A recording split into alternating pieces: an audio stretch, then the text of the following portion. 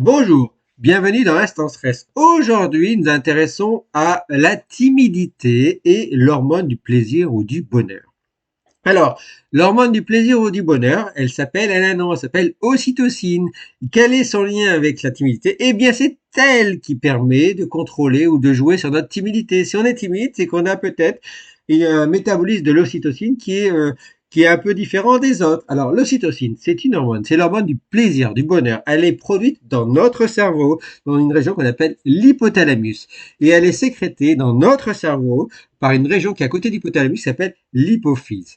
Et l'ocytocine, on appelle ça un neuropeptide, c'est une protéine, c'est une hormone, c'est l'hormone du bonheur et du plaisir. Et qu'est-ce qu'elle fait? En fait, elle joue sur différents effets. Elle a pour effet d'améliorer notre confiance, la confiance en soi, notre empathie, empathie envers les autres, notre générosité, elle joue sur notre sexualité, elle joue sur notre bien-être. Et il a été démontré qu'elle joue sur aussi notre timidité. Alors, effectivement, si on est bien avec notre ocytocine, on est bien, on est moins timide, on est plus confiant, on a un meilleur comportement, on a plus d'empathie, on a un rapport un peu plus apaisé avec notre sexualité, on est plus généreux.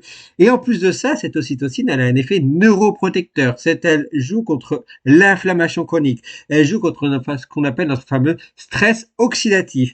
Et puis même, elle améliore la fonction de ce qu'on appelle le petit mitochondrie qui produisent notre énergie tous les jours. Donc vous voyez, c'est une hormone qui est très importante. Elle aurait peut-être même, d'après certaines études, à confirmer, peut-être même des effets contre les accidents vasculaires cérébraux, peut-être même des effets bénéfiques contre les cancers. Donc vous voyez, elle est très importante. Et puis, les femmes enceintes, elles la connaissent très très bien, puisque l'ocytocine, c'est une hormone qui fait pas que l'hormone du bonheur ou du plaisir, c'est l'hormone entre guillemets de l'accouchement. Elle joue directement sur les muscles de l'utérus.